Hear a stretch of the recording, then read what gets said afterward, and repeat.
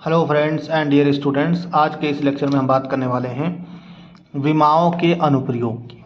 पिछले लेक्चर में मैंने बात किया है विमाएँ क्या होती हैं, यानी कि डायमेंशंस क्या होती हैं, और हमने कुछ इंपॉर्टेंट फार्मूले लिखवाए थे आपको पिछले वाले लेक्चर में और उनकी विमाएँ भी निकलवाई थी। आज के इस लेक्चर में हम बात करेंगे विमाओं के अनुप्रयोग क्या क्या है, यानी कि एप्लीकेशंस ऑफ डायमेंशंस। तो किस तरीके से इनको हम अप्लाई कर सकते हैं और कहाँ कहाँ पर अप्लाई कर सकते हैं, क्या क्या इनके यूजेस हैं और क्या क्या इनकी लिमिटेशंस हैं। तो सबसे पहले जो हम बात करने वाले हैं वो है कि इसका जो फर्स्ट एप्लीकेशन है, पहला अनुप्रयोग है किसी भौतिक राशि के मात्रक को एक पद्धति से दूसरी पद्धति में बदलना। इसका मतलब ये है कि अगर हमारे पास में, जैसे हमने बहुत सारी आपको पहले यूनिट्स एंड मेजरमेंट में पढ़ाया भी है कि मात्रक और उनकी पद्धतियाँ बहुत सारी हैं, जैसे एक CGS सिस्टम है, फिर इसी तरीके से MKS सिस्टम है और भी बहुत सारे सिस्टम में FPS सिस्टम है, SI सिस्टम है। तो इस तरीके से हमारे पास सिस्टम्स ऑफ यूनिट्स हैं, यानी कि मात्रकों की पद्धतियां हैं, और उन मात्रकों की पद्धतियों में अलग अलग तरीके से चीज़ों को लिखा जा सकता है। जैसे हम 1 मीटर को 100 सेंटीमीटर भी लिख सकते हैं, लेकिन ये जो सेंटीमीटर है वो आपका CGS सिस्टम का पार्ट है, और जो मीटर है वो कौन सी प्रणाली का पार्ट है, MKS प्रणाली का पार्ट है। यानी कि ये जो सेंटीमीटर है और ये मीटर, यानी कि जो मात्रक हैं, ये दोनों मात्रक अलग अलग प्रणालियों को प्रदर्शित कर रहे हैं। अब यही वाला काम हमने, और एक और बात आपको याद रखनी है, बहुत ही इंपॉर्टेंट चीज़ है, वो ये है कि किसी भी भौतिक राशि के जो आंकिक मान होते हैं तथा उसके संगत मात्रक का गुणनफल सदैव एक नियतांक होता है। यानी कि जैसे अब मान लीजिए हमारे पास में 1 मीटर है, तो 1 मीटर एक मान है, किसी भौतिक राशि का मान है। मेरे से मान लीजिए Q बराबर 1 मीटर है, तो इसका मतलब यह है कि n बराबर क्या है, यहाँ पर N1 बराबर 1 है, और जो U1 है जिसको मात्रक कहते हैं वो मीटर है। तो ये जो 1 मीटर है वो हमेशा नियत रहेगा, इसका वैल्यू फिक्स रहेगा, बस इसको अलग अलग तरीके से प्रदर्शित कर सकते हो। जैसे इसको हम लिख सकते हैं 100 सेंटीमीटर, ये जो है हमारा U2 हो गया और ये हमारा N2 हो गया। तो अब अगर हमारे पास में जो मात्रक है यूनिट बदलेगी, तो इसका मतलब ये है कि हमारा जो आंकिक मान है वो भी बदल जाएगा, लेकिन इन दोनों का जो गुणनफल है वो क्या रहेगा, एक नियतांक रहेगा। किसी भौतिक राशि के आंकिक मान तथा उसके संगत मात्रक का गुणनफल हमेशा नियतांक रहता है। आंकिक मान तथा उसके संगत गुणनफल का जो मान है वो हमेशा क्या होता है, नियतांक होता है। आप इसको किसी भी पद्धति में लिख लीजिए भले ही, लेकिन हमारा जो ये वैल्यू होगा वो हमेशा क्या रहेगा, नियत रहेगा। तो अब इसको हम ऐसे समझ सकते हैं, मान लीजिए हमारे पास में कोई एक राशि है Q और उसका जो आंकिक मान है वो N1 है, और इसको हमने लिख रखा है M1, L1 और T1 में। मान लीजिए हमारे पास जो उसका जो विमा है, मतलब अगर हमारे पास कोई भौतिक राशि है उसकी विमा है MLT, और ये जो विमा है, क्योंकि हम विमाएँ क्या होती है, बेसिकली विमाएँ वे घाते हैं जो किसी भी मतलब राशि को व्यक्त करने के लिए मूल मात्रकों पर चढ़ाई जाती है। ये सब हमने पिछले लेक्चर में डिस्कस किया है दोस्तों। तो अब ये ABC ही विमा होगी बेसिकली। तो हमने मान लिया कि Q को किसी एक पद्धति में, ये मान लीजिए नंबर 1 पद्धति है, क्योंकि हमारे पास पद्धतियाँ बहुत सारी हैं, तो एक किसी एक पद्धति में हमने Q को प्रदर्शित किया है N1 M1A L1B और L2E1C से। अब इसी को हम अगर दूसरी पद्धति में लिखेंगे तो आंकिक मान बदल जाएगा, और उसका संगत जो हमारे पास में होगा, ये संगत जो ये होगा आपका बेसिकली क्या कहते हैं, मात्रक, संगत मात्रक भी हमारा क्या होगा, बदल जाएगा। तो T1C हो जाएगा। इस तरीके से ये आपका मात्रक होगा, तो मतलब इसकी पावर्स जो भी होंगी, ये जो यूनिट है वो मतलब वही रहेगा, इसकी पावर्स भी वही रहेगी। जैसे सेंटीमीटर है तो सेंटीमीटर ही रहेगा, सेंटीमीटर स्क्वायर तो नहीं हो जाएगा, एरिया एरिया ही रहेगा, लेंथ लेंथ रहेगा। तो बेसिकली ये ABC सेम रहेंगे, बस ये M2 L2 और T2 या T2 है सर, ये बदल सकता है।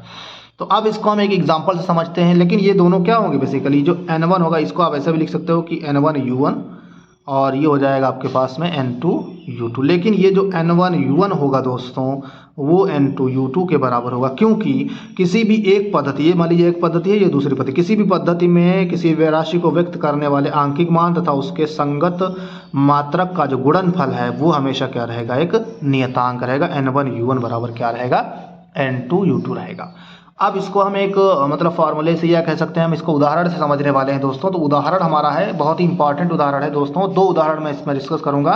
तो ये दोनों उदाहरण बेसिकली क्या है, क्वेश्चंस हैं जो आते जरूर हैं। इसमें ये पूछा जा सकता है आपसे कि विमी विधि से 1 न्यूटन को डाइन में बदलिए। तो सबसे पहले जो ये न्यूटन है, न्यूटन किसका मात्रक होता है? न्यूटन जो है वो बल का मात्रक है। अब आपको दोस्तों अगर किसी एक राशि को दूसरी राशि में बदलना रहेगा, जो हम एप्लीकेशन पढ़ रहे हैं, उसके लिए आपको सबसे पहले जानना जरूरी है मात्रक। कौन सा मात्रक है, किसका मात्रक है। दूसरा ये जाना है उस मात्रक की विमा, मात्रक की विमा जाना जरूरी है दोस्तों।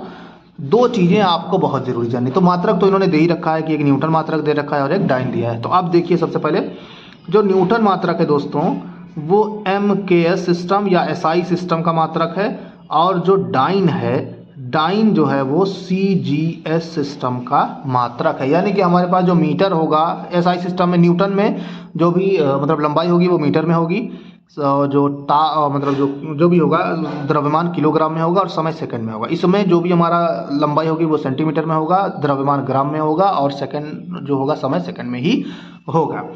तो अब हम जानते हैं कि जो बल होता है, बल का विमीय सूत्र क्या होता है बेसिकली। तो आप सभी लोग पढ़ चुके हो पिछले वाले लेक्चर में, अगर नहीं पढ़ा है तो आप देख सकते हो। तो बल का विमीय सूत्र जो होता है वो होता है MLT-2, यही होता है बल का विमीय सूत्र। अब मान लेते हैं कि जो पहली वाली प्रणाली है, इसको मान लीजिए नंबर 1 प्रणाली, इसको नंबर 2 प्रणाली। तो सबसे पहले काम क्या करना है, हम जानते हैं कि किसी भी राशि को व्यक्त करने के लिए, मान लीजिए Q राशि है, उसको व्यक्त करने वाला जो आंकिक मान है तथा उसके संगत जो मात्रक होगा उसका गुणनफल क्या रहता है, हमेशा नियतांक रहता है। तो मान लेते हैं कि जो N1 है वो हमारा MKS सिस्टम का जो है मतलब आंकिक मान है, ठीक है ना, आंकिक मान है, यानी कि न्यूटन का आंकिक मान है बेसिकली, न्यूटन का। और उसके बाद U1 जो है वो न्यूटन है, यानी कि मात्रक है, ठीक है। अब यहाँ पर देखिए तो N2 जो होगा वो CGS सिस्टम का, यानी कि डाइन का CGS का आंकिक मान है। और ये जो U2 है वो बेसिकली क्या है, डाइन है। तो डाइन है मतलब मात्रक है, ठीक है। तो अब हमें करना क्या है, जैसे N1 बराबर तो इन्होंने 1 दे दिया, क्योंकि इन्होंने क्या कहा है कि जो N1 U1 है वो आपका 1 न्यूटन के बराबर है। लेकिन जो N2 U2 है दोस्तों वो मतलब सम x और डाइन के बराबर है। तो हमें करना क्या है, x का मान यहाँ से निकालना है। अब कैसे निकालते हैं वो देख लीजिए। तो बेसिकली क्या हमारे पास कह रहा है, इन्होंने कहा है कि न्यूटन जो MKS पद्धति में है उस MKS पद्धति को CGS पद्धति में बदल करके डाइन में इसकी वैल्यू कैलकुलेट करिए। और डाइन में कैलकुलेट क्या करना है, ये जो N2 है आंकिक मान है वही कैलकुलेट करना है। तो सीधे सीधे लगा दीजिए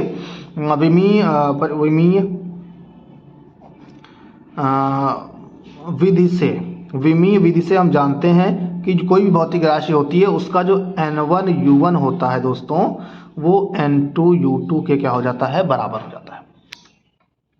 तो जब बराबर हो जाएगा, हमने बताया N1 कितना है, 1 है, U1 कितना है, न्यूटन में है। तो U1 न्यूटन में है, इसका मतलब इसका जो ये बेसिकली ये बड़े ब्रैकेट में लिखा हुआ है, तो न्यूटन की जगह पर लिखा जाएगा MLT-2। यहाँ पर भी वही लिखा जाएगा MLT-2। लेकिन हमने ये मान लिया कि जो न्यूटन है वो 1 है, तो यहाँ पर जितने भी होंगे वो सब 1 में आ जाएंगे, और ये जो इतना होगा वो सब तो 2 में आ जाएगा, M2T2।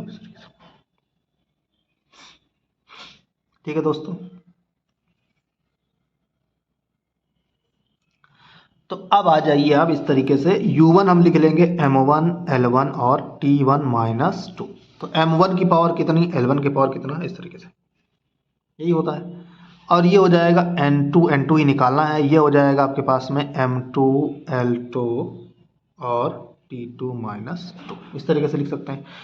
अब आप लिखोगे M2 बराबर M1 L1 T1-2, और ये जो M2 L2 T2-2 इस तरीके से हो जाएगा, ये आपका आ जाएगा, एक तो ही है।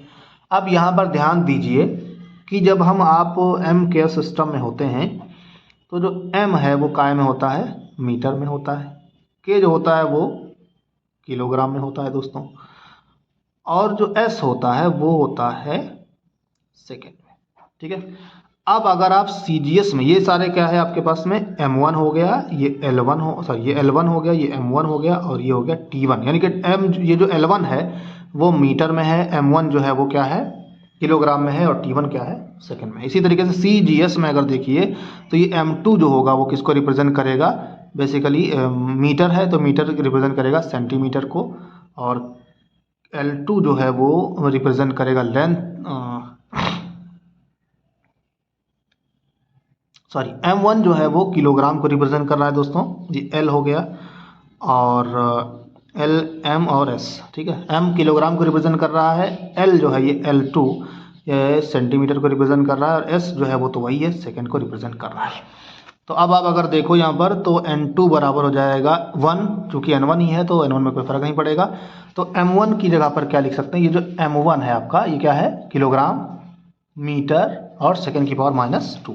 इसका मतलब ये हो गया कि किलोग्राम और मीटर और सेकंड की पावर -2, ठीक है। अब नीचे भी आपके पास में है ग्राम, सेंटीमीटर, और ये क्या हो जाएगा दोस्तों, सेकंड की पावर -2, ठीक है।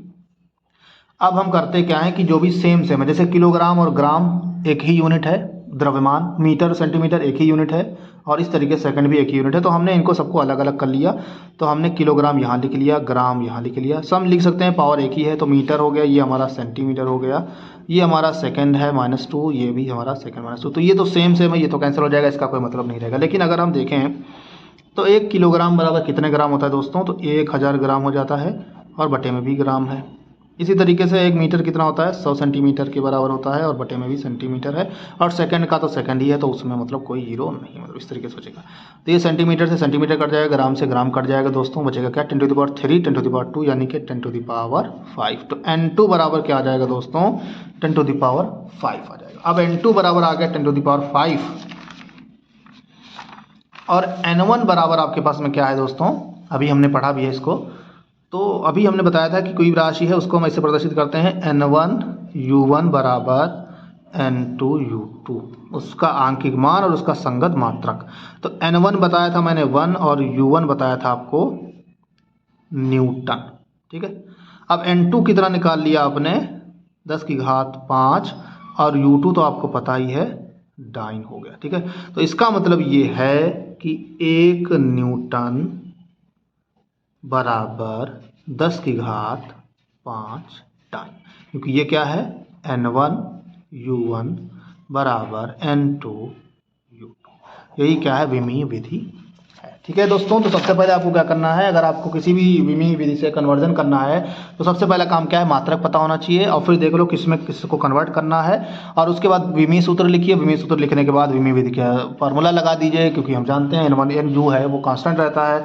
फिर विमीय विधि से डायरेक्टली वैल्यू रख दीजिए। फिर अब ये देख लीजिए कि m जो है किस में, जैसे m1 L1 आपको T1 दिया हुआ है, और फिर m1 क्या प्रदर्शित कर रहा है, mks में है, तो m1 किलोग्राम हो जाएगा, L1 मीटर में हो जाएगा। इसी तरीके से आप सब करके फिर फाइनली n2 की वैल्यू निकाल सकते हैं। इसी तरीके का एक और क्वेश्चन है जो कि बहुत ही इंपॉर्टेंट है, और वो है आपको 1 जूल को अर्ग में बदलिए। ये भी सेम वही काम है आपको।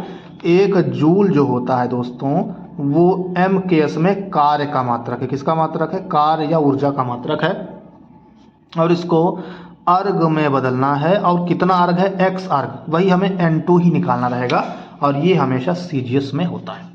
तो अब देख लीजिए, सबसे पहले तो कार्य का हमने बताया था, आपको क्या पता होना चाहिए, कार्य की विमा पता होनी चाहिए। कार्य की विमा मैंने बताई, कार्य हो चाहे ऊर्जा हो चाहे कुछ भी हो, उन सब का विमीय सूत्र होता है ml2t - 2। ये हमने आपको बताया था, बहुत ही अच्छे से समझाया भी था, अगर नहीं देखा तो आप देख सकते हो जा करके। तो ml2t - 2 जो है कार्य की विमा हो जाएगी। m का मतलब अगर हम m केस में देख लें, इसको ध्यान से समझ लीजिए, m केस में जो m है वो क्या है, किलोग्राम। इसका मतलब जो कार्य का मात्रक अगर हम लिखें, कार्य की विमा पता है तो कार्य का मात्रक का है हमें mks में, तो ये हो जाएगा m मतलब kilogram into metre square into second की पावर -2। इसी तरीके से कार्य का मात्रक CGS में क्या हो जाएगा आपके पास में, किलोग्राम किससे बदल जाता है, ग्राम में। ये आपको CGS में देखना है। C मतलब C for centimetre, G for gram, और S फॉर सेकंड। तो लेंथ कहाँ में बदल जाएगी, सेंटीमीटर में, इनटू सेकंड इनवर्स, सेकंड की पावर -2, ठीक है।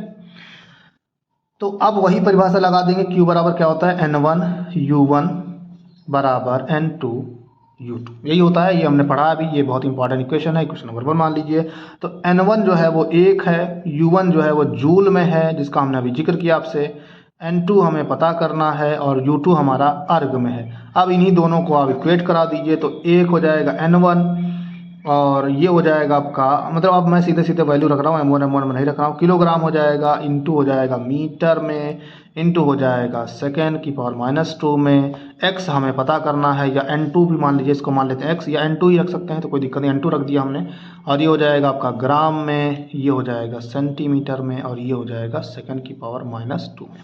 अब N2 निकालना है, एक जूल तो दिया हुआ है, तो N2 बराबर हो जाएगा kilogram into metre into second की पावर -2, ठीक है, बटे में आ जाएगा ग्राम, ठीक है दोस्तों। ये हो जाएगा सेंटीमीटर, ये हो जाएगा सेकेंड की पावर -2। फिर वही काम करना है, जो सेम है, जैसे किलोग्राम है तो किलोग्राम अलग, ग्राम है तो ग्राम अलग, मीटर है तो मीटर अलग, सेंटीमीटर है तो क्योंकि लेंथ वाला एक पास ले लो, मास वाला एक पास ले लो, तो कोई दिक्कत वाली बात ही नहीं है। सेकंड की पावर -2, सेकंड की पावर -2, तो ये तो वैसे ही कट जाएगा, बचेगा नहीं।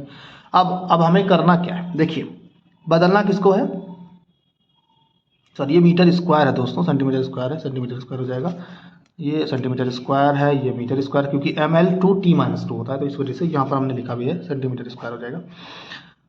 अब बदलना किसको है दोस्तों, किलोग्राम को ग्राम में बदलना है, क्योंकि हमें क्या करना है, बेसिकली MKS को CGS में बदलना है। तो m किलोग्राम बराबर कितना होता है, 1000 ग्राम, बटे में ग्राम तो लिखा ही है। मीटर स्क्वायर का मतलब 1 मीटर बराबर 100 सेंटीमीटर, यानी कि 100 का स्क्वायर, बटे में क्या हो जाएगा आपका सेंटीमीटर, यानी कि सेंटीमीटर स्क्वायर हो जाएगा, ये भी सेंटीमीटर स्क्वायर है, कट जाएगा। अब ये मैंने इसलिए लिखा है, वैसे तो आप इसके होल पावर में भी लगा करके देख सकते हो, तो कोई दिक्कत वाली बात नहीं थी, लेकिन इतना ही रखोगे तभी कोई दिक्कत। ग्राम से ग्राम कट जाएगा, ये तो कैंसिल हो ही गया, तो 10⁻³ ये बचा। अब 10 मतलब 10 की घात 2 हो गया, ये 100, और 10 की घात 4 हो जाएगा, तो इसका मतलब ये है कि 10 की घात 7। तो N2 बराबर कितना आ जाएगा, N2 बराबर आ गया 10 की घात 7। अब ये जो समीकरण 1 है दोस्तों, इसमें रख दीजिए समीकरण 1 से, तो 1 जूल बराबर N2 हमें पता करना था, = हो गया 10 की घात 7 वर्ग। इस तरीके से आप निकाल सकते हो, बहुत ही सिंपल है। सबसे पहले हमने क्या किया कि कार्य की विमा लिख ली। विमा का मतलब है ये किलोग्राम है, ये मीटर स्क्वायर है, ये सेंटीमीटर, ये टाइम सेकंड की पावर -2 है।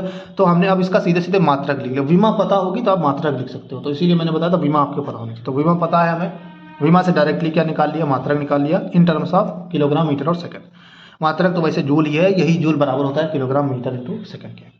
अब इसी को हमने फिर सॉल्व किया, फाइनली हमने वैल्यूज रख दी और इस तरीके से हमारा काम हो गया।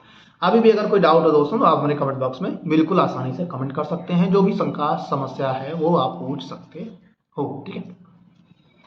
अब बढ़ते हैं अगले उपयोग की तरफ, और इसमें जो बहुत ही इंपॉर्टेंट है कि इसकी मदद से हम किसी भी समीकरण की संतुलन की जांच कर सकते हैं। और यहाँ पर आपको मैं एक प्रिंसिपल पढ़ाऊंगा, principle of homogeneity of dimensions, यानी कि विमाओं का समांगता का सिद्धांत। ये सिद्धांत बहुत ही इंपॉर्टेंट है दोस्तों, और इसको अगर आपने समझ लिया है तो यही मेन प्रिंसिपल ही है, इससे सारा इक्वेशन लग जाता है। क्या होता है, इस नियम के अनुसार किसी समीकरण में उपस्थित सभी पदों की विमाएं क्या होती हैं, समान।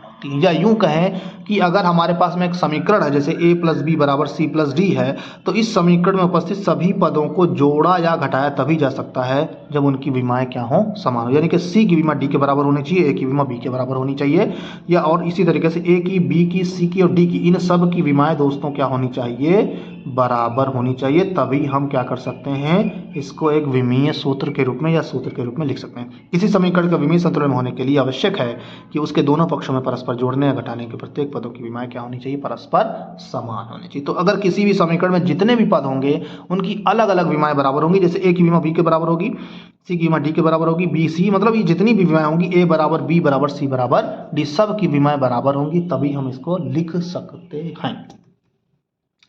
अब इसका उदाहरण देखिए आप। सबसे पहले v = u + at की सत्यता की जांच करनी है। सत्यता की जांच करने के लिए हमने बताया कि जितने भी पद होंगे उनकी सबकी विमाएं बराबर होनी चाहिए, यानी कि v की अलग विमा होगी, u की अलग विमा होगी, और at एक पूरा टर्म है, इसको हम ऐसे लिख सकते हैं कि a = b + c।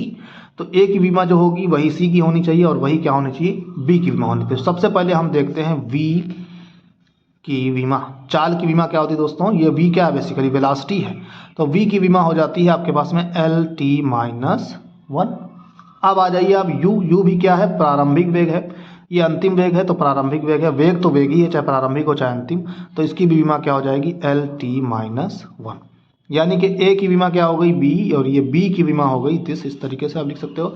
अब बात करते हैं सी की विमा की, तो सी में आपके पास में है एक ए है और एक है स्मॉल टी। अब आप जानते हो कि ए जो होता है उसकी विमा होती है L2 माइनस टू और समय की तो विमा टी ही होगी, तो इसका मतलब ये -2 है, ये +1 है, -2 में से +1 जाएगा तो बचेगा -1। इसका मतलब जो सी पद है उसकी भी विमा क्या है LT माइनस वन। इसका मतलब है कि वी की जो विमा है वही यू की विमा है, वही ए टी की विमा है। इसका मतलब ये है कि इस समीकरण में उपस्थित सभी पदों की विमाएँ समान हैं, इसलिए v बराबर u प्लस ए टी संतुलन, विमीय संतुलन इसको कहते हैं, विमीय संतुलन में है। क्योंकि विमीय संतुलन में होने के लिए क्या होना चाहिए, हर पद की विमा बराबर होना चाहिए, इसकी पद की भी इसकी विमा और इसकी विमा, और जब बराबर होंगी तो इसका हम कह सकते हैं कि यह सत्य है, यह सत्यता की जांच हो गई। अब आ जाते हैं हम नेक्स्ट समीकरण की ओर। जैसे मान लीजिए v बराबर √2gh है, इसकी विमा की जांच करनी है तो कैसे करेंगे। हमने v की विमा तो निकाल ही ली, सीधे सीधे क्या होना चाहिए, इसकी विमा इसके बराबर होनी चाहिए सीधे सीधे। तो v की विमा क्या है v की विमा है LT माइनस वन, सीधे सीधे। अब स्मॉल g क्या है, ये है गुरुत्वीय त्वरण। क्या है दोस्तों, गुरुत्वीय त्वरण। त्वरण तो है, त्वरण की विमा वही होती है LT माइनस टू, चाहे गुरुत्वीय त्वरण हो चाहे कोई भी त्वरण हो। और h जो है वो ऊंचाई है, क्या है h ऊंचाई है, इसका मतलब लंबाई है, और इसका विमा क्या हो जाएगी h हो जाएगी। ठीक है, ऊंचाई की विमा हो गई आपके पास में। अब अगर हम 2 है, 2 की विमा हो नहीं, 2 क्या है, 2 की विमा नहीं होती, 2 जो है विमाहीन राशि है, 2 जो है विमाहीन राशि है, क्योंकि जितने भी हमने बताया था आंकिक मान है, साइन थीटा कॉस थीटा सबकी विमाएँ नहीं होती हैं तो विमाहीन राशि है। तो अब अगर हम देखें तो 2gh जो है, इसको अगर आप देखो तो ये हो जाएगा, इसकी विमा नहीं होगी तो बेसिकली हो जाएगा LT माइनस टू और इंटू एल, ये हो जाएगा L2T माइनस टू। लेकिन हमारे पास में क्या लगा हुआ है दोस्तों, 2gh के ऊपर एक स्क्वायर रूट लगा हुआ है, इसका मतलब square root of LT minus one, L2T minus two कर लीजिए इस तरीके से, या इसको हम ऐसे लिख सकते हैं कि square root of LT minus one का हो गया का होल स्क्वायर। अब आप जानते हो कि अगर आपके पास में कोई ऐसी राशि है x स्क्वायर है और उसके ऊपर स्क्वायर ये लगा हुआ है, तो इसका मतलब ये होता है कि x2 into 1/2 that is x, यानी कि x की पावर 1। इसका मतलब ये है कि इसकी पावर कितना बचेगा LT minus one. This implies that जो v की विमा है वही 2gh अंडर रूट की विमा है। इसका मतलब ये है कि ये समीकरण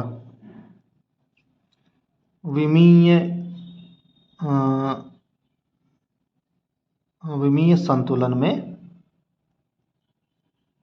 है, विमीय संतुलन में है। सीधे सीधे आपने क्या करना है, विमाएं लेनी है और उन विमाएं को बराबर कर देना है, सॉल्व कर लेना, हो जाएगा। एक लास्ट से इसी तरीके का और सवाल बता देता हूँ आपको कि t बराबर 2π√L/g। इस समीकरण की भी क्या करनी है दोस्तों, संतुलन सत्यता की जांच करनी है। तो ये जो t है वो समय है, आवर्तकाल है, l जो है वो लंबाई है, और g तो आप जानते हो, अभी मैंने बताया आपको गुरुत्वीय क्या है, ये त्वरण है, गुरुत्वीय त्वरण है। ठीक है दोस्तों, तो t क्या है, समय, t की विमा क्या हो जाएगी दोस्तों, समय है तो समय की विमा क्या होती है t हो जाएगी। अब हमें करना क्या है, संतुलन के लिए क्या होना चाहिए, जितने भी पद हों, जैसे ये वाला अलग पद हो गया, ये अलग पद हो गया, तो इसकी विमा इस पूरे पद के बराबर हो जाए, a बराबर b हो जाएगा। ठीक है, तो 2π जो है एक विमाहीन राशि है, क्योंकि जो हमने बताया भी था ये कैसी विमाहीन, ये है विमाहीन अचर राशि, विमाहीन राशि है, विमाहीन अचर राशि। हमने चार राशियों का वर्गीकरण किया था। अब L/g देखिए क्या है L मतलब लंबाई, हो जाएगा LT माइनस टू, ये त्वरण है तो इसकी वही हो जाएगी। अब हम L लिख सकते हैं इसको, और इसको ऊपर ले जाएंगे तो L माइनस वन T2, तो L माइनस वन और ये 1 कट जाएगा तो बचेगा क्या T2। लेकिन है हमारे पास में क्या, तो ये जो 2π√L/g, इसका मतलब हो जाएगा, इसकी तो कोई विमा है नहीं, तो बचेगा √T2। इस T2 को हम लिख सकते हैं T का स्क्वायर, यानी कि दिस स्क्वायर। और फिर हमने बताया कि ये बेसिकली स्क्वायर रूट का मतलब होता है T की विमा का स्क्वायर इंटू 1/2, तो 2 से 2 कैंसिल हो जाएगा, बचेगा क्या T। इसका मतलब ये है कि जो T की विमा है वही 2π√L/g की विमा है, और ये क्या है कैपिटल T। इसका मतलब ये है कि दिया गया समीकरण दिया गया समीकरण विमीय संतुलन में है। अब अगर स्क्वायर रूट हटा देते हैं यहाँ से तो ये हो जाता है टी स्क्वायर, और टी स्क्वायर बराबर टी नहीं होता है, तब ये हमारा समीकरण विमीय संतुलन में नहीं होता। अब ये हम इसका थर्ड एप्लीकेशन देखने जा रहे हैं जो कि बहुत इंपॉर्टेंट है, और इस पर से मतलब जितने भी एप्लीकेशंस हैं वो तो इंपॉर्टेंट हैं, चाहे विमीय संतुलन हो, चाहे आपसे कह दिया जाए कि जो है एक यूनिट से दूसरे यूनिट में कन्वर्ट करिए, या और भी बहुत सारे सवाल पूछे जा सकते हैं इन्हीं पर आधारित। तो मैंने मेन इंपॉर्टेंट क्वेश्चन आपको करवा दिए हैं, और बाकी जो है वो आप कर सकते हो। तो अब ये जो है आपका क्वेश्चन, किसी भौतिक राशि में संबंध स्थापित। तो संबंध स्थापित करने के लिए हमें, जैसे मान लीजिए r एक भौतिक राशि है और वह x पर, y पर और z पर निर्भर करती है, तो अब हमें ये पता नहीं है कि ये किस तरीके से इस पर निर्भर करती है। तो सबसे पहले क्या करेंगे, हम ये मान लेंगे कि ये जो r भौतिक राशि है वो x, y, z पर निर्भर करती है, और फिर हम ये मान लेंगे कि उनकी विमाएँ क्या हैं, a, b और c, यानी कि x की घातें ही तो विमाएँ होती हैं। तो इस तरीके से कर सकते हैं। अब इसको हम एग्जाम्पल से समझेंगे दोस्तों। इसमें दिया हुआ है कि एक वृत्तीय पथ पर घूमते हुए कण पर लगने वाला बल जो है, बल मतलब फोर्स, कण के द्रव्यमान पर, पथ की त्रिज्या पर, कण के वेग पर निर्भर करता है। विमीय संतुलन से किसका सूत्र ज्ञात करना है, बल का। तो अब ये देखना है कि जिसका सूत्र ज्ञात करना है r, जैसे मान लीजिए r का सूत्र ज्ञात करना होता है, और तो फिर वो देखना होगा किस किस राशि पर निर्भर करता है, उनके सबके प्रोपोर्शनल कर देंगे। तो इसमें स्टेप नंबर 1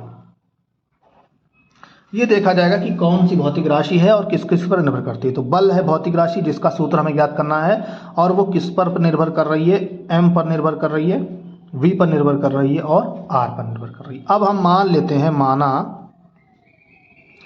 f जो है वो m की घात a, v की घात b तथा r की घात c पर निर्भर कर रही है। तो ये a हो जाएगा, ये b हो जाएगा, ये क्या हो जाएगा, c हो जाएगा। अब पहला स्टेप हो गया। दूसरा स्टेप क्या होता है, इसमें दोनों तरफ सबकी विमा रख देंगे, ठीक है ना। दोनों तरफ विमा रखने पर, तो विमा रख दीजिए। तो बल की विमा क्या होती है, mlt-2, ठीक है। प्रोपोर्शनलिटी रहने दीजिए, कोई दिक्कत नहीं। m मास है तो मास की विमा यही रहेगी। v है lt-1 होता है, इसकी विमा होती है b हो जाएगी। r l है तो इसकी विमा c हो जाएगी, तो कोई दिक्कत नहीं है। अब हम क्या करेंगे, ये स्टेप 2 हो गया। प्रोपोर्शनलिटी का चिन्ह हटाते हैं। जब भी ये आपका जो समानुपाती का चिन्ह हटाते हैं तो एक नियतांक, समानुपाती हटाने पर एक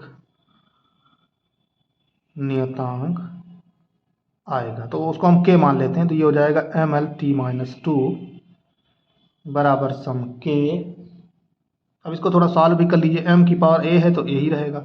अब देखो l की पावर यह b है और l की पावर c है। तो अब जानते हो आप, अगर मान लीजिए हमारे पास कोई x है, x की पावर a हो और गुणे में हो x की पावर b, तो हम इसको लिख सकते हैं, गुणे में घातें जुड़ जाती हैं तो x की घात a प्लस b। तो वही हो जाएगा, l की पावर b है और l की पावर c है, तो ये हो जाएगा l की पावर b प्लस c। और ये आप जानते हो कि अगर किसी की घात -1 है और उसका स्क्वायर लगा हो तो उसको हम लिख सकते हैं माइनस का b, क्योंकि गुणा होता है, मतलब स्क्वायर अगर में है तो इस तरीके से गुणा हो जाता है, तो ये हो जाएगा माइनस का b। अब स्टेप 3 क्या होता है दोस्तों, स्टेप 3,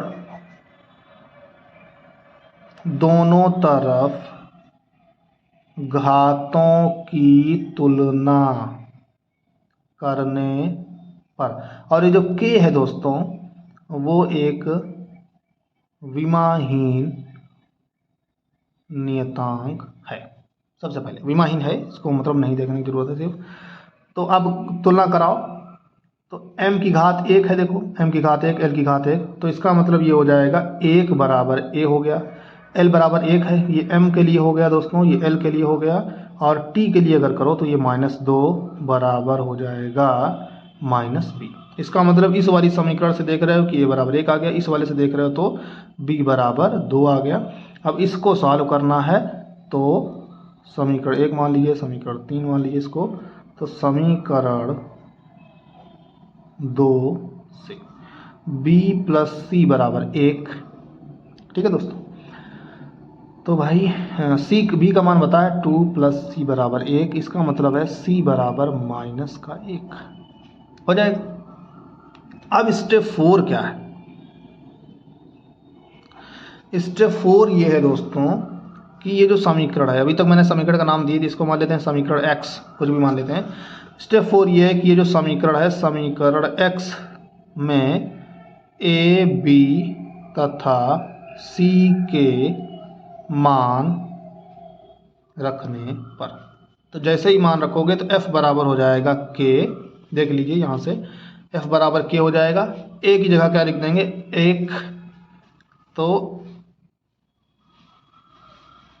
अब यहाँ नहीं रखेंगे दोस्तों, इस वाले में रखेंगे समीकरण y, समीकरण y में रखेंगे। इसमें तो रखने का कोई मतलब ही नहीं है, तो विमा हो जाएगी। समीकरण y में रखेंगे, तो समीकरण y में रखेंगे तो स्मॉल m होगा, स्मॉल m की घात कितना है, a है, तो ये हो जाएगा a, v की जगह कितना रख देंगे b, तो यानी कि 2, 1 हो गया ये, और r की जगह हो जाएगा -1। इसका मतलब ये हो गया दोस्तों कि हमारा जो f है वो निर्भर कर रहा है, यानी कि डायरेक्टली प्रोपोर्शनल है m की पावर 1, v की पावर 2 और r की पावर 1, मतलब r। इसका अनुक्रमानुपातिक चिन्ह हटा देंगे तो हो जाएगा kmv²/r, और प्रयोगों के आधार पर k बराबर 1 निकला है। तो इस प्रकार से हमारा हो जाएगा f बराबर mv²/r। इसका मतलब ये है कि अगर हमारे पास कोई वृत्तीय पथ पर जो है पिंड गति करेगा, तो जो हमारा विमीय विधि है उस विधि से हमारा जो सूत्र निकलेगा वो इस तरीके से निकलेगा। ठीक है दोस्तों, अब इसी को आप फिर से रिवाइज कर सकते हैं, कोई दिक्कत वाली बात नहीं है। सबसे पहले देखा हमारे पास में कौन सी भौतिक राशि है, f है, और किस पर निर्भर कर रही है, m की घात a पर, v की घात b पर और r की घात c पर। इस तरीके से लिख लिया हमने। फिर दोनों तरफ विमाएँ रख दी, स्टेप 2 में किया, स्टेप 1 हो गया। स्टेप 3 में हमने क्या किया, दोनों तरफ घातों की तुलना करा दी, और स्टेप 4 में वैल्यू निकाल करके समीकरण 1 में रख दिया। सेम यही काम यहाँ करने वाले हैं। नेक्स्ट क्वेश्चन है, देख लीजिए किस तरीके से स्टेप 1 करेंगे। तो क्या करेंगे पहले दोस्तों बताइए, किसी द्रव में गिरते हुए पिंड पर लगने वाला जो शान बल है, पिंड के वेग, शांता गुणांक और पिंड की त्रिज्या पर निर्भर करता है। ये दोनों मतलब क्वेश्चन जो मैं करवा रहा हूँ ये बहुत ही ज़्यादा इंपॉर्टेंट है, और पहले वाला भी इंपॉर्टेंट ही है, ये आए हुए हैं किसी न किसी एग्जाम में, तो इसलिए आपको इसको करना जरूरी है, समझना जरूरी है। ठीक है, विमीय विधि से f के लिए, किसके लिए कुछ ज्ञात करना है, और मैंने सबसे पहले बताया था कि जिसके लिए ज्ञात करना है उसको लेफ्ट साइड में रखना है, बाएं साइड में रखना है, और फिर देखना है कि वो किस किस पर निर्भर करता है। तो किस किस के पर निर्भर कर रहा है, पिंड पर लगने वाला बल जो है पिंड के वेग पर निर्भर कर रहा है, नंबर 1 पॉइंट हो गया, शांता गुणांक नंबर 2 हो गया, पिंड की त्रिज्या नंबर 3 हो गई। इस तरीके से 3 चीज़ों पर निर्भर कर रहा है। तो हमने ये मान लिया कि जो बल है वो आपका जो वेग है उसकी 1 घात पर निर्भर कर रहा है, इस तरीके से शांता गुणांक की घात b पर निर्भर कर रहा है, और जो त्रिज्या है उसकी घात c पर निर्भर कर रहा है। इस तरीके से हमने इसको डिस्कस कर लिया। फिर अब क्या करेंगे, जब समानुपाती का चिन्ह हटा देंगे तो एक नियतांक आ जाएगा, v की पावर a, ईटा की पावर b और r की घात c। इसको समीकरण 1 मान लेंगे, और फिर यहाँ लिख देंगे जहाँ k एक विमाहीन नियतांक है। ये हो गया आपका स्टेप 1। स्टेप 2 में हमने क्या कराया था, विमा रख देंगे, ठीक है ना। स्टेप 2 में विमा रख दीजिए, तो विमाएँ रखोगे तो बल की विमा क्या होती है, mL/t-2, दोनों तरफ विमाएँ रख दीजिए, k हो जाएगा। एक v की विमा आप जानते ही हो, L/t-1 हो जाएगा, a की घात 1। और ईटा की विमा मैंने आपको निकलवाई है, ईटा की विमा आपको मैंने जो पिछले वाले लेक्चर से लिखाए थे जिसमें निकलवाई थी mL-1t-1, ये विमा होती है शांता गुणांक की। तो यही वाला यहाँ पर रख देंगे सीधे सीधे, तो ये हो जाएगा mL-1t-1 b हो जाएगा, और r यानी कि l होता है बेसिकली r मतलब दूरी, तो इसकी घात c हो जाएगा। फिर मैंने क्या बताया था, थोड़ा सा इसको सॉल्व करिए और फिर उसके बाद में सिंगल पावर बना लीजिए। मतलब l की घात 1 है तो m देखो, m की घात 1 है तो m में तो कोई है नहीं, तो m ये हो गया 1, और इसकी पूरे की पावर कितना है b, तो इसका मतलब m की पावर कितना हो जाएगा b। अब देखो l की पावर 1 है माइनस का, लेकिन इसके बाहर कितना है -b, तो ये l की पावर -b ये हो गया, प्लस c ये हो गया, ये भी है गुणा में, और +1 हो गया, तो इसका मतलब l हो गया 1 - b + c। t की घात देखो तो t की घात -b ये है और -a ये है, तो इसका मतलब t की घात -a - इसमें अगर किसी को कोई दिक्कत है दोस्तों तो वो हमें कमेंट कर सकता है। अब नेक्स्ट स्टेप में हम जानते हैं क्या करना है। स्टेप 3 में क्या करना होता है, कंपैरिजन कराना होता है, यानी कि कंपेयर। तो दोनों तरफ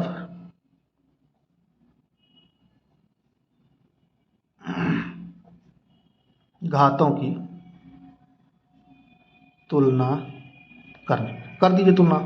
तो m की जब घातें लोगे तो 1 बराबर b हो जाएगा, एल की घात ले रहे हो तो 1 बराबर 1 माइनस बी प्लस सी हो रहा है, और टी की जब घातें ले रहे हो तो -2 बराबर माइनस ए माइनस बी। तो इस वाली समीकरण से सीधे आपका b बराबर 1 निकल आ रहा है, ये तो पता चल गया b का मान। अब आ जाइए समीकरण, ये आपका 2 हो गया समीकरण, ये 3 हो गया समीकरण, ये 4। तो समीकरण 4 से ले लीजिए आप सीधे सीधे, तो a प्लस बी हो जाएगा बराबर 2, क्योंकि ये माइनस माइनस है तो ये माइनस माइनस प्लस हो जाएगा। तो अब b का मान कितना आया, तो 1, तो a प्लस 1 बराबर 2, इसका मतलब a बराबर 1। अब फिर समीकरण 3 से ले लीजिए आप, तो हो जाएगा 1 माइनस बी प्लस सी बराबर 1, 1 माइनस 1 क्योंकि b का मान 1 है, प्लस सी बराबर 1, यानी कि इसका मतलब है c बराबर 1, यानी कि c बराबर 1, b बराबर 1 और a बराबर 1। अब स्टेप 4 में क्या करना होता है दोस्तों, स्टेप 4 में क्या है, समीकरण 1 में a b c के मान रखने पर, समीकरण 1 में a कामा b c के मान रखने पर, ठीक है, रख दीजिए। तो f बराबर हो जाएगा सम k, और अभी आपने देखा ही था ये, इसको आपने देखा यहाँ पर एक किसकी पावर है, v की पावर 1, ईटा की पावर 1 और r की पावर 1। तो इसका मतलब है f बराबर सम k ईटा r v, इस तरीके से आ जाएगा। अब दोस्तों हुआ क्या है कि प्रयोगों के आधार पर ये पाया गया है कि k जो है उसकी वैल्यू होती है 6 पाई, यानी कि प्रयोगों के आधार पर, प्रयोगों के आधार पर k जो है वो 6 पाई के बराबर है। इसका मतलब है जो हमारा शान बल है वो 6 पाई ईटा आर वी। अब सोच रहे होगा कि ये k कैसे आया है या k हमको याद रखना पड़ेगा, तो दोस्तों k याद रखने की ज़रूरत नहीं है। अगर आप f बराबर k 6 ईटा आर वी लिख के चले आते हो तब भी आपका आंसर सही माना जाएगा, आपको कोई भी नंबर कटेगा नहीं। तो इस तरीके से आप देख सकते हो दोस्तों कि हम किस तरीके से किसी भी दिए गए मतलब चीज़ के लिए हम रिलेशन कैसे फाइंड आउट कर सकते हैं। और ये 2 एग्जांपल बहुत इंपॉर्टेंट है दोस्तों, तो आप इसको समझ लीजिए। सबसे पहले करते क्या है, स्टेप 1 में प्रोपोर्शनलिटी मान लेते हैं, फिर नियतांक आ जाता है कि विमाही नियतांक है, फिर दोनों तरफ विमा रख देते हैं, फिर विमाओं का कंपैरिजन करा लेते हैं, और फिर हमारे पास में तो बेसिकली मैं आपको रिलेशन बता देता हूँ, एक P होगा, फिर क्या करेंगे हम दोनों तरफ विमा रख देंगे, यानी कि पूर्ण डायमेंशन हो जाएगा, फिर कंपैरिजन हो जाएगा, और फिर जो है पुट। तो यानी कि पी डी सी पी, इसको आप ऐसे याद रख सकते हो, P D C P. P का मतलब क्या है, प्रोपोर्शनलिटी यानी कि समानुपाती का चिन्ह लगा दीजिए, डी का मतलब है डायमेंशन रख दीजिए उसमें, और सी का मतलब है कंपैरिजन करा दीजिए, यानी कि तुलना करा दीजिए, और पी फिर put the values of A B C D in the equation 1, ठीक है। अब आ जाइए इसका और एक और उपयोग है, बड़ा इंपॉर्टेंट उपयोग है। इसकी मदद से हम क्या कर सकते हैं, किसी समीकरण के नियतांकों की विमाएं भी ज्ञात कर सकते हैं, और इसमें वही हमें क्या लगाना है, विमाओं की समांगता का सिद्धांत लगाना है। क्या लगाना है, विमाओं की समांगता का सिद्धांत। समांगता का सिद्धांत दोस्तों क्या है, मैंने बताया था कि अगर हमारे पास में कोई भी समीकरण है जैसे ए बी और सी, तो इस समीकरण को अगर ऐसे लिखा गया है तो इसका मतलब ये है कि इस पद में इस समीकरण में जितने भी पद होंगे उन सब की विमाएं क्या होनी चाहिए, बराबर होनी चाहिए। समांगता का मतलब है सब बराबर होने चाहिए, सबकी विमाएं बराबर होनी चाहिए, ए की विमा बी के बराबर होनी चाहिए और सी के भी बराबर होनी चाहिए, तभी हम उसको कहेंगे कि वो संतुलन में है। सेम यही काम यहाँ करने वाले हैं। तो जैसे मान लीजिए हमको क्या करना है, A T square B T और सी की विमा ज्ञात करनी है, तो अब हमें पता है बी की विमा कितनी होती है आपको, एल टी माइनस 1। तो इसका मतलब सीधे सीधे है कि जो v की विमा होगी वो इस पूरे पद की विमा होगी, वही इसकी विमा होगी, वही c की विमा होगी। इसका मतलब c की विमा क्या होगी दोस्तों, c की विमा सीधे सीधे निकाल सकते हैं, c की विमा हो गई बराबर एल टी माइनस 1 हो गई, क्योंकि जो भी मतलब जितने भी पद होंगे पूरा पद देखा जाएगा, ये नहीं पूरा पद ये हो गया, और प्लस के बाद फिर दूसरा पद है, फिर प्लस के बाद तीसरा पद है। इसी तरीके से अगर बी टी की विमा निकालो तो बी टी की विमा हो जाएगी एल टी माइनस 1, लेकिन अगर हमें b की विमा निकालनी है तो इसका मतलब है t की विमा होगी कुछ और एल टी माइनस 1। अब अगर t को इधर ले जाओगे तो हमारा हो जाएगा b बराबर एल टी माइनस 1 बटे हो जाएगा t ऊपर चला जाएगा दोस्तों, तो क्या बचेगा एल टी माइनस 2, क्योंकि ये 1 होगा ऊपर चला जाएगा माइनस का, तो इसका मतलब b की विमा क्या हो जाएगी, एल टी माइनस 2। अब आ जाइए ए टी स्क्वायर की विमा निकालनी है, तो इसका मतलब क्या हो जाएगा बराबर एल टी माइनस 1, सीधे सीधे होगा यही होगा और कुछ हो ही नहीं सकता है, क्योंकि ये सारे पदों की विमा बराबर होनी चाहिए। तो ए की विमा निकालनी है तो टी को हम इधर ले आएंगे, तो एल टी माइनस 1 हो जाएगा और ये हो जाएगा टी स्क्वायर, इसका मतलब है एल टी माइनस 3। तो इस प्रकार से बी की विमा LT - 1 हो गई, सी की विमा हो गई, सॉरी बी की विमा LT - 2 और ए की विमा LT - 3। अब यहाँ आ जाइए आप, इसी तरीके से ये समीकरण दिया हुआ a बराबर AT² प्लस b बटे c प्लस T²। इसमें आपको a, b व c की विमाएं निकालनी है दोस्तों। आप इसकी विमाएं निकाल सकते हो, मैं आशा करता हूँ। अगर नहीं निकाल पाते हो तो आप कमेंट बॉक्स में कमेंट कर सकते हो। वैसे तो मैं आपको आंसर बता देता हूँ कि जो a है उसकी विमा होगी L, जो b है दोस्तों उसकी विमा होगी, this will be just L, और C की विमा होगी T2। कैसे होगी? अब इसको आप जानते हो कि ये जो पद होगा इसकी विमा क्या होगी, a के बराबर होगी। तो AT² जो होगा हमारा वो हो जाएगा LT - 2 के, ठीक है। a की विमा क्या हो जाएगी, LT - 2 बटे T² यानी कि LT - 4, सॉरी। तो ये LT - 4 हो जाएगी, a की विमा हो जाएगी LT - 4। अब b की विमा क्या होगी? अब आप जानते हो कि जैसे आपके पास में कोई चीज़ जोड़ी गई है, घटाई गई है, तो उस सब की विमा यानी कि C प्लस T² जो लिखा हुआ है इसमें जो C की विमा होगी वही किसकी विमा होगी, T² की विमा होगी। दैट इज C की विमा हो जाएगी आपके पास में T², ठीक है। अब इस पूरे की विमा कितनी है, T² है, तो B की विमा क्या होनी चाहिए, L, तभी तो ये बनेगा LT - 2। तो B की विमा क्या हो जाएगी, L हो जाएगी। इस तरीके से आप इसको कर सकते हैं। अब इसी में एक लास्ट जो कि बहुत ही ज़्यादा इंपॉर्टेंट क्वेश्चन है, इसमें आपसे बहुत पूछा जाएगा कि P प्लस A बटे V² minus V minus B बराबर RT में A और B की विमा निकालिए। तो सबसे पहले हम ले लेते हैं इस वाले कोष्ठक को। तो जो V माइनस B है इसमें जो B की विमा होगी दोस्तों वही किसकी विमा होगी, V की विमा होगी, क्योंकि समांगता के सिद्धांत से दो राशियों को तभी जोड़ा या घटाया जा सकता है जब दोनों की विमाएं बराबर हों। दो राशियों को तभी जोड़ा या घटाया जा सकता है जब दोनों की विमाएं क्या हों, बराबर हों। तो V की विमा क्या होती है, L³। तो इसका मतलब B की विमा क्या हो जाएगी, L³ हो जाएगी। सिंपल है।